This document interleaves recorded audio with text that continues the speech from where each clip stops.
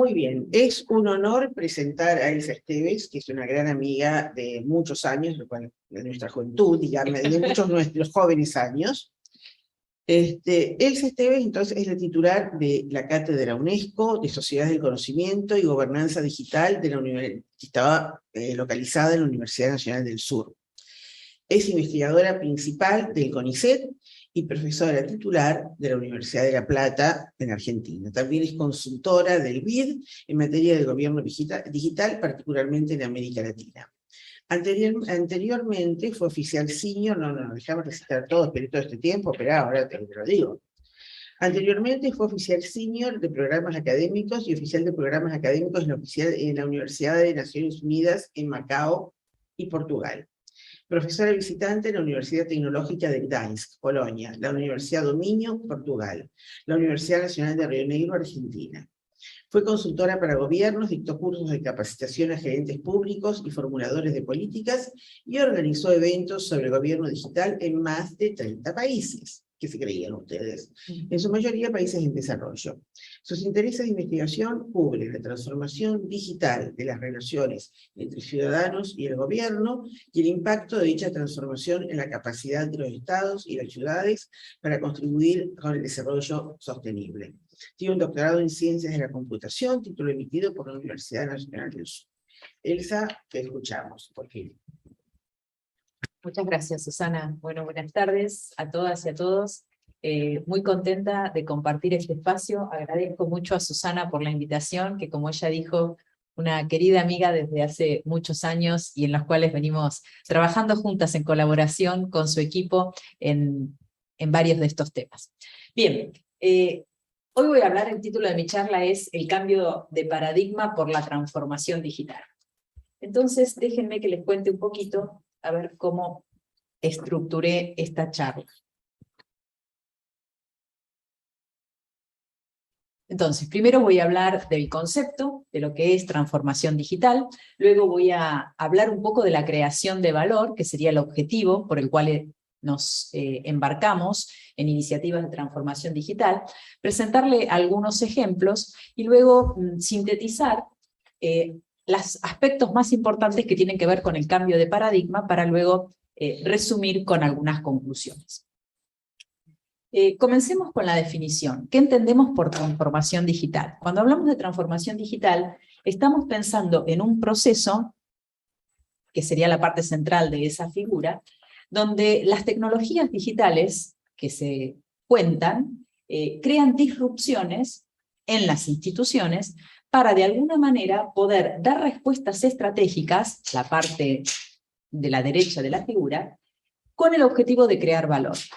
Y al mismo tiempo, en las organizaciones lo que sucede es que se crean cambios estructurales, mientras tanto se trata de resolver las barreras organizacionales que existen y todas esas respuestas estratégicas crean para la institución y para el medio un impacto que puede ser positivo y un impacto negativo, ¿sí?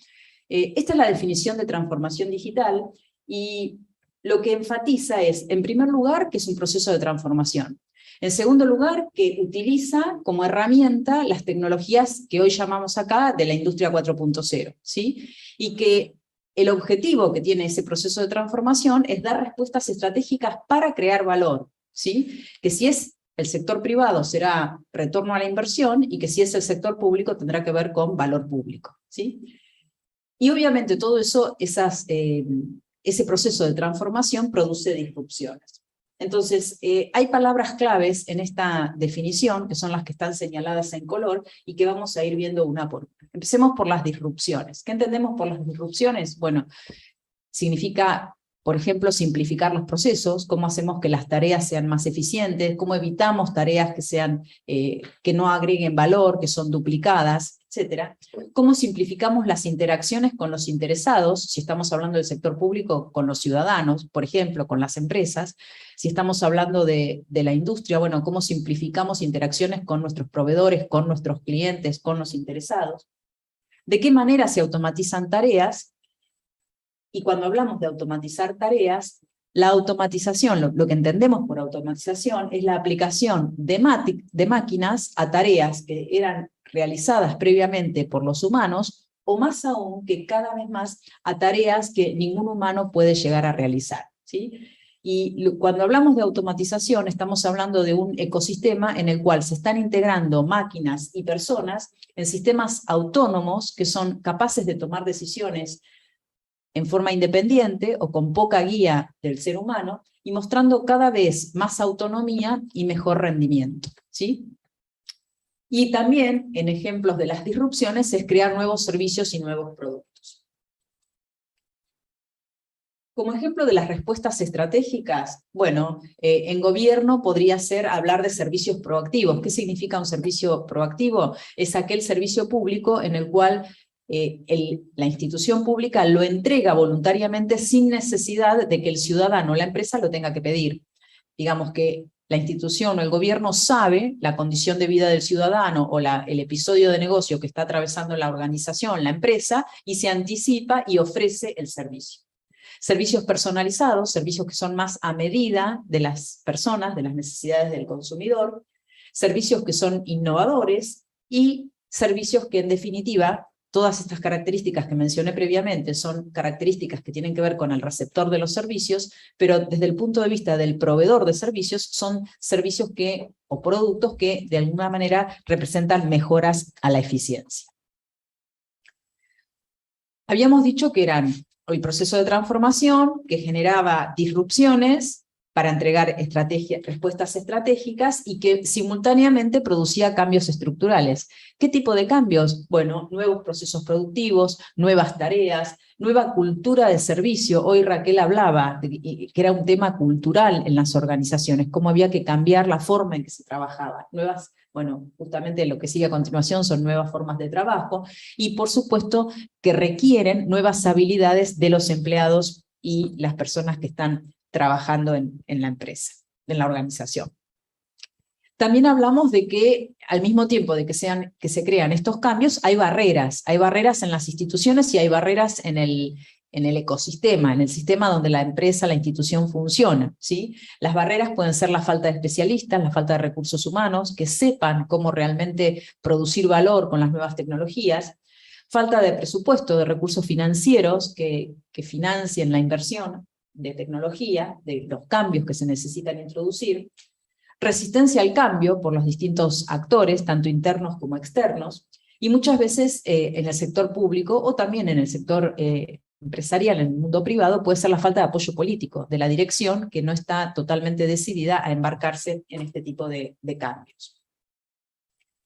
Y cuando hablamos de la creación de valor, así como decimos que en el sector privado tiene que ver con el retorno a la inversión, en el sector público, y me voy a concentrar en el sector público, la creación de valor debe evaluarse en función del valor público que esos cambios, que esas transformaciones tienen que producir.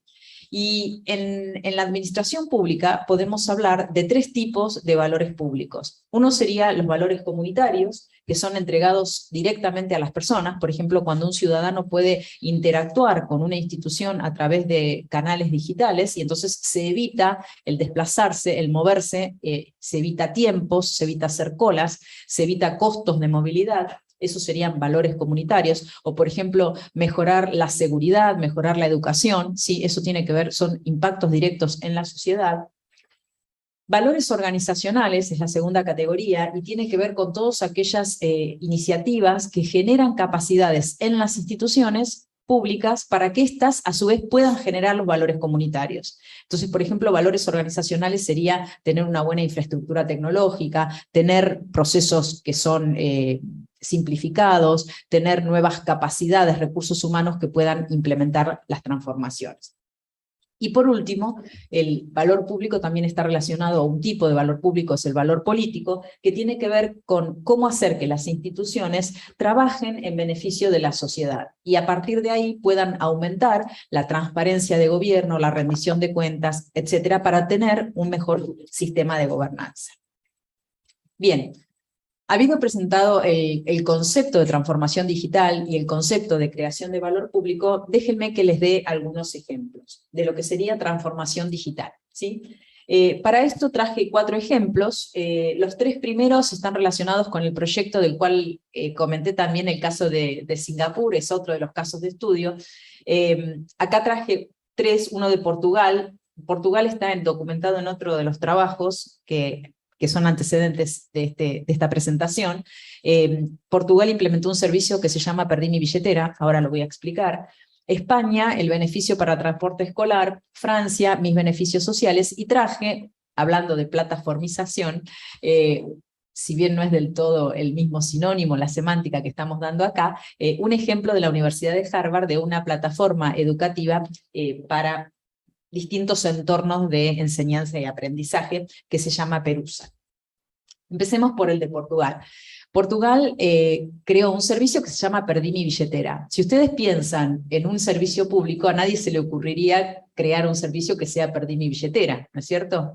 Porque hay un montón de instituciones que prestan servicios que están relacionados con esto. El concepto de Perdí mi billetera es tratar de resolver una problemática que es común al ciudadano. Muchas veces perdemos nuestra billetera, ¿sí? Y en la billetera, ¿qué llevamos? Varios documentos, ¿sí? Como el DNI, en nuestro caso, la licencia de conducir, el carnet de la obra social, etcétera, etcétera. ¿Y cómo resolvemos ese problema? Yendo uno por uno a cada una de las instituciones públicas, tratando de hacer el trámite nuevamente, ¿sí?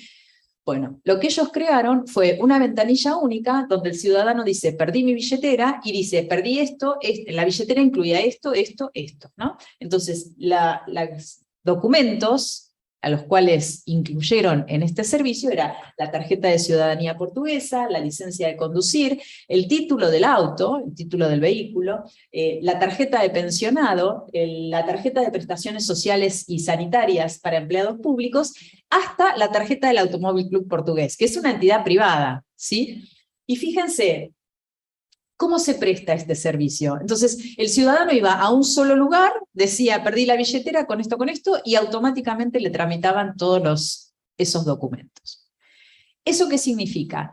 ¿O qué es lo que facilita poder prestar un servicio de esa naturaleza? Bueno, por una cuestión primordial es la colaboración interinstitucional. Porque fíjense una cosa, cada uno de esos servicios son prestados por instituciones diferentes. Entonces, el ciudadano tendría que ir a 7 instituciones distintas para hacer 7 trámites distintos.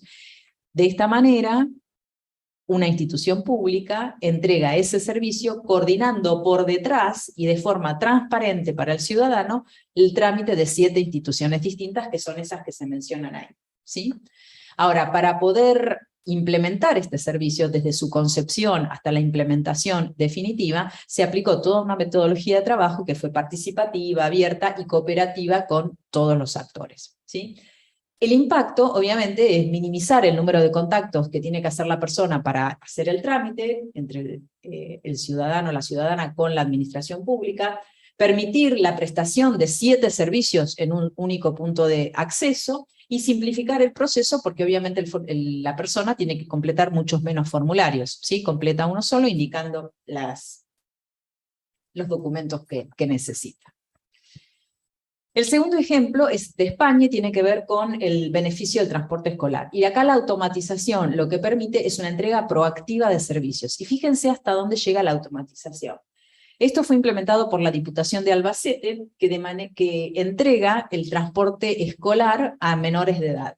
En toda esa zona de España hay muchos chicos que tienen que trasladarse de un pueblo a otro para ir al colegio, y el Estado financia el transporte escolar, ¿sí? Entonces, lo que hace es, de manera, digamos, la legislación española prohíbe a las administraciones públicas entregar un servicio si el ciudadano no lo pide, ¿sí? Entonces, lo que ellos inicialmente requieren es que el ciudadano presente una solicitud en línea diciendo que requiere el servicio. Y lo único que hace es una identificación biométrica del ciudadano. Identifica al padre o a la madre del niño. ¿Está bien? Únicamente identificar y diciendo que es para pedir el beneficio del transporte escolar, sin completar más datos. Lo que hace el servicio es, extrae todos los datos necesarios de bases de datos que el sistema tiene y que integra.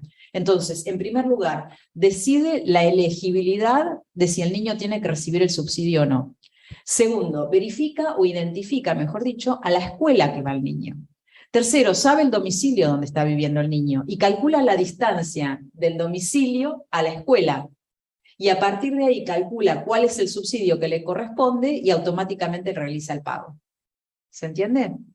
Entonces, ¿en qué se basa esto? ¿Cómo es capaz de realizar esto? Bueno, indudablemente por la gran integración de datos que hace el gobierno, ¿sí?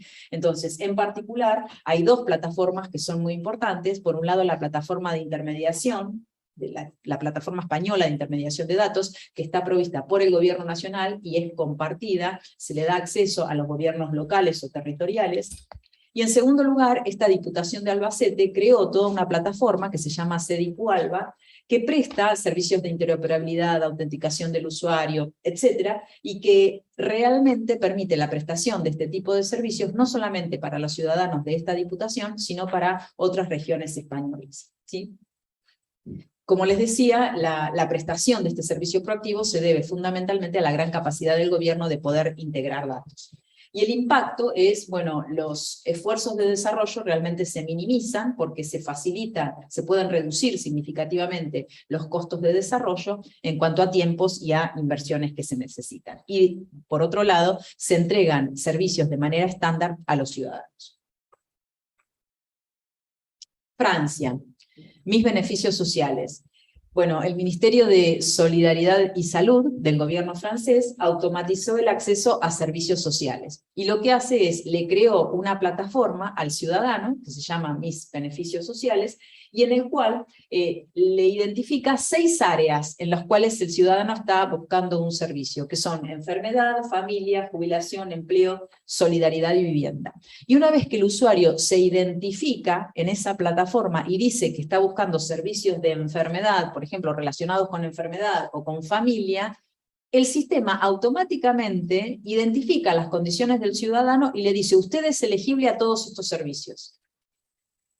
Fíjense esto, no es que el ciudadano tenga que ir ventanilla por ventanilla a ver qué servicios existen y a cuáles puede aplicar, sino que el Estado le dice, nosotros le ponemos esto a disposición suya.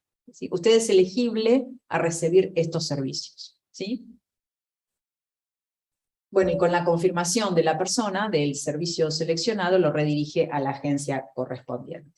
Entonces, este servicio es posible gracias a la identificación de los eventos de vida, y se ofrecen servicios en base a eventos de vida que tienen que ver con esperar un hijo, con, por ejemplo, lidiar con la muerte de una persona, estar separado de un cónyuge, mudanza al extranjero, etc. ¿Sí? Obviamente el impacto es simplificar y facilitar el acceso a servicio y simplificar también las interacciones. Ahora fíjense, esto también significa un cambio de paradigma en el sentido de que se está pensando en el receptor del servicio y no en cómo el usuario, cómo el Estado quiere proveer el servicio. ¿Sí? Se está realmente definiendo los servicios en lo que se conoce como servicios conducidos por el ciudadano. ¿Sí? No solamente centrados pensando en la necesidad, sino que realmente estén dirigidos por las necesidades de las personas. Por último, la plataforma de la Universidad de Harvard, que se llama Perusall, lo que permite es una plataforma virtual para enseñanza y aprendizaje que permite incorporar el concepto de enseñanza por aula invertida, en donde los alumnos leen el contenido previamente y se aprende de a pares y se aprende en el entorno presencial, otro tipo de actividades se realizan. ¿Cuáles son los... Perdón, está mal el título.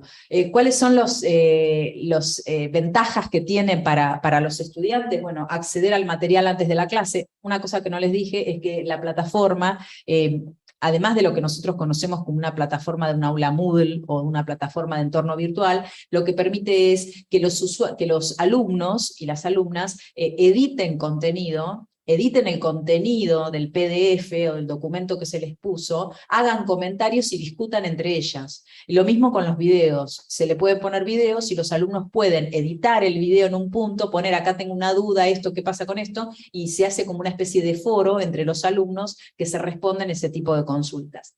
Entonces, permite esas interacciones asincrónicas de los estudiantes antes de llegar al aula, y permite también focalizarse en aprender y comprender los contenidos antes de llegar y luego realmente hacer un aprendizaje de a pares. Y lo interesante de todo esto es que con ese trabajo previo que hacen los alumnos, al momento de llegar al aula, al docente, le hacen lo que se llama un Confusion Report, un reporte de confusión, que le dicen dónde son las partes del contenido donde los alumnos tienen la mayor grado de dificultad o han discutido más en profundidad los contenidos, ¿sí? Para focalizarse justamente en ese tipo de aspectos. Entonces, fíjense que todos estos ejemplos que di realmente están tratando de cambiar la forma de proveer productos y servicios, ¿sí? Es el cambio de paradigma del cual hablábamos. Entonces, analizando un poco de qué hablamos con el cambio de paradigma, quisiera sintetizar 4 aspectos que son importantísimos para esta automatización, que como les dije y como les presenté, tiene que ver con el sector público. Pero cuando termine, quiero que hagamos juntos una reflexión. Y hay 4 conceptos o 4 dimensiones, mejor dicho, que son esenciales en este cambio de paradigma. Uno es la preparación institucional, segundo son los recursos humanos, tercero la innovación y cuarto cómo institucionalizar estos esfuerzos. Comenzando con la preparación institucional, bueno, se necesita primero que nada contar con una infraestructura digital, se necesita contar con el acceso a tecnología, con tener servidores, tener computadoras, tener sistemas, tener acceso a datos, tener servicios en la nube, es decir, hay cosas básicas que tenemos que dar por sentado. Segundo, se necesita una gobernanza de tecnología. ¿Qué significa una gobernanza de tecnología? Donde haya una dirección de sistemas, un área de tecnología que esté absolutamente empoderada. Vieron que se habla de los CIOs o de los CEOs o de los CXO, que sería la mesa directiva que toma direcciones de la organización. Bueno, la idea sería que el director de tecnología esté sentado en esa mesa y no esté allá por debajo en el organigrama funcional donde recibe las órdenes o los requerimientos y generalmente es la máquina del no porque no está preparada la organización de sistemas para poder dar respuesta. Y además que tenga un rol distinto, porque que tenga un rol de asesorar a los directivos de la organización en todo lo que es posible alcanzar con el uso de la tecnología, es decir, con un rol mucho más activo. Y donde además las definiciones y las decisiones de tecnología se tomen por ese cuerpo directivo, sean decisiones colegiadas, ¿sí? De eso hablamos cuando decimos gobernanza de tecnología. Segundo, gobernanza de datos, es decir, tener bien claro qué datos se cuentan, cuál es la calidad de los datos, quién tiene acceso a los datos, qué datos se van a compartir, con quiénes se van a compartir, etc. Y contar con un diagnóstico de medición y evaluación de procesos y de sensibilización sobre problemas.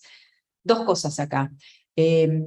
Cuando uno quiere producir impacto, era lo que decía Raquel en el primer conversatorio, no es un problema de despliegue de tecnología, es un problema de tener cuidado en la selección del problema y elegir a conciencia el problema, porque no es un problema de tecnología el tema, es un tema del problema que estamos solucionando y la solución y el impacto que tiene esa solución, ¿sí?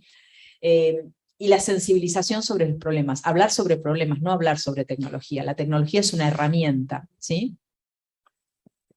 Con la segunda dimensión son los recursos humanos, se necesitan recursos humanos competentes, empoderados, se necesita trabajos en equipos integrados, multidisciplinarios, con expertos que trabajen codo a codo, aquellos que conozcan el dominio de aplicación y aquellos que conozcan la tecnología. No es más un problema de tecnología, no es más que se le damos el problema al departamento de sistemas y el problema de sistemas lo resuelve. No, acá hay que trabajar durante todo el proyecto en colaboración entre los expertos de negocio y los expertos informáticos. Hay que gestionar el cambio permanentemente y hay que tener mucho cuidado con una comunicación bidireccional, ¿sí? De lo que se está intentando hacer y el eco que eso recibe y qué impacto tiene en los distintos interesados. Con respecto a la innovación, bueno, como les decía antes, poner el foco en la solución de problemas, no en la tecnología. La tecnología es el instrumento, es la herramienta. Simplificar primero, es muy difícil automatizar, es muy difícil implementar innovación si tenemos y vamos a hacer lo mismo. Hay que ver de qué manera queremos innovar, de qué manera queremos simplificar procesos, tareas, etc. El cambio de cultura, siempre estar dirigido en el sector público por el ciudadano, ¿sí? La forma que les expliqué de los ejemplos de cómo se prestaban los servicios, pero en el caso del sector privado también más que nunca, cómo podemos servir mejor, cómo podemos generar productos más innovadores que sean atrayentes a los clientes que poseen. Un cambio de paradigma de confianza, y esto es muy interesante con respecto a la gente de tecnología y a los informáticos. Siempre nos caracterizamos porque nunca nos creyeron. Cuando decíamos que no se podía, o que era complicado, o que se necesitaban recursos, siempre dudaban de lo que nosotros decíamos. Implementar nuevas tecnologías, implementar innovación, hay que creer lo que dice la gente de sistemas. Entonces hay que cambiar el paradigma de trabajar con gente que le desconfío, a estar seguro que estoy trabajando con aliados confiables, ¿sí? Y que cuando esto, por ejemplo, salió muy a la luz en ejemplos de gobierno, donde nos decían en una de las entrevistas de los casos de estudio, bueno, y llegaba el día que teníamos que implementar y nosotros decíamos, no podemos implementar, porque los datos, los resultados que estamos obteniendo no son confiables, y no podemos correr el riesgo. Y entonces, bueno, asumir que lo que estamos diciendo, que tengan confianza en lo que decimos, ¿no? Y que los cambios son incrementales. Si se esperan hacer Big Bang, cambios tipo Big Bang, son mucho más traumáticos y eso en general tienen mucho riesgo.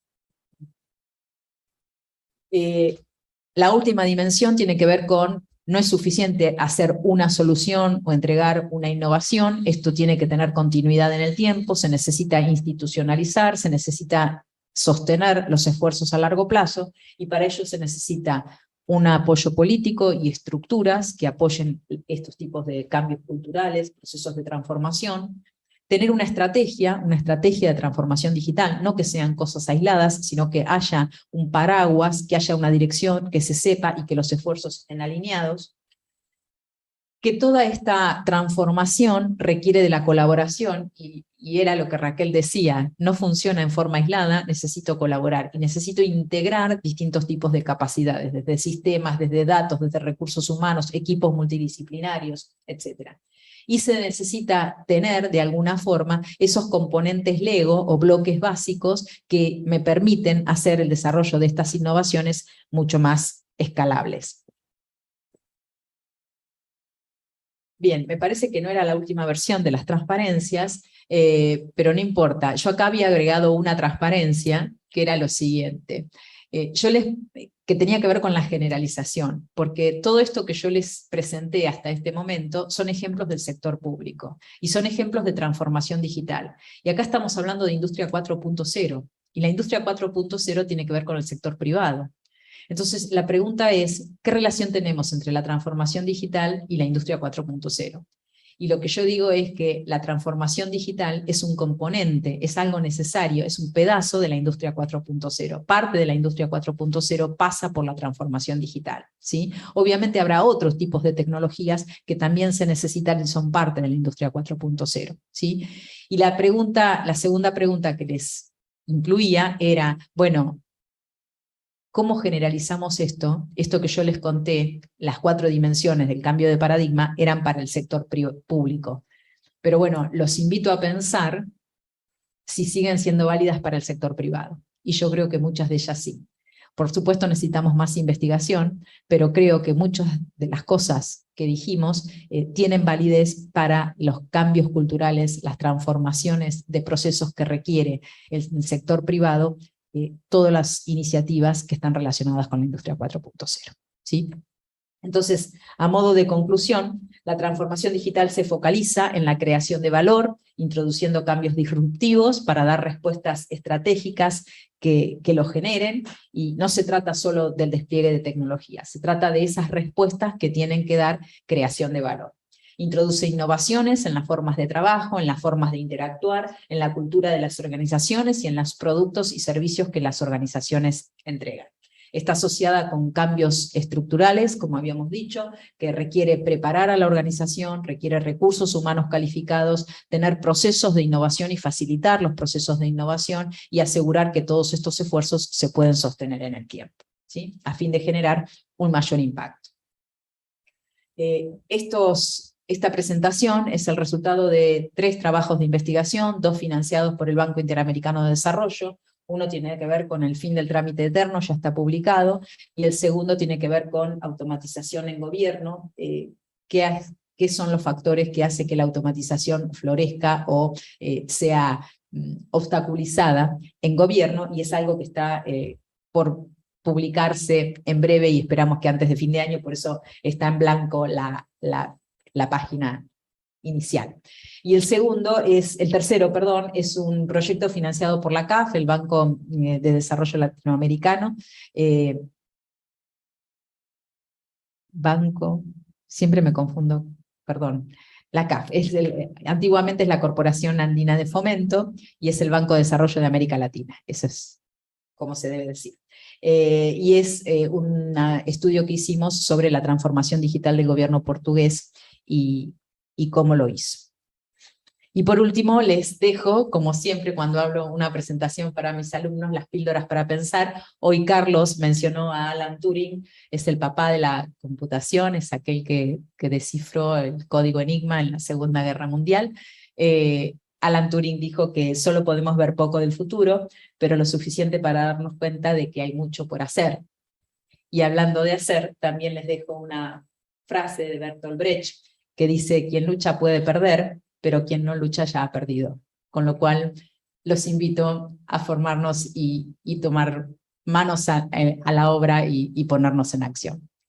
Gracias. Gracias.